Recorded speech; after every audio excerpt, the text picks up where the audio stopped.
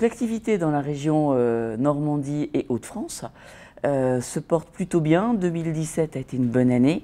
2018 se préfigure plutôt bien, sachant qu'il y a des différences entre l'industrie et le monde de la manutention, où là l'effet Macron a été positif, y compris dans le BTP.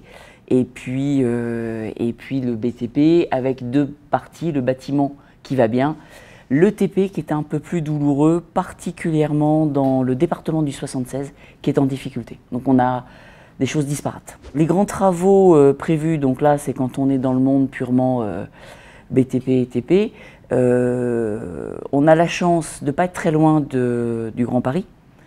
Donc par ce biais-là, ça fait un aspirateur pour nos régions qui sont un peu plus éloignées, mais pas si éloignées que ça. On avait le canal Seine-Nord qui, un coup oui, un coup non, plutôt non, mais peut-être oui, donc ça viendra peut-être un jour. Et puis il y a eu la bonne surprise des Jeux Olympiques, où ça, de toute façon, ça va être très porteur. L'état d'esprit étant plutôt positif, ça ira bien. Mais il faut déjà que les Parisiens soient bien occupés pour que nos provinces, à nous, puissent faire la suite. Pour ce qui est industriel, et là c'est pour la manutention, l'activité se porte bien avec un marché en croissance à 2 chiffres en 2017, quasiment à 2 chiffres encore sur 2018. Donc on est plutôt dans de bonnes années en termes d'activité.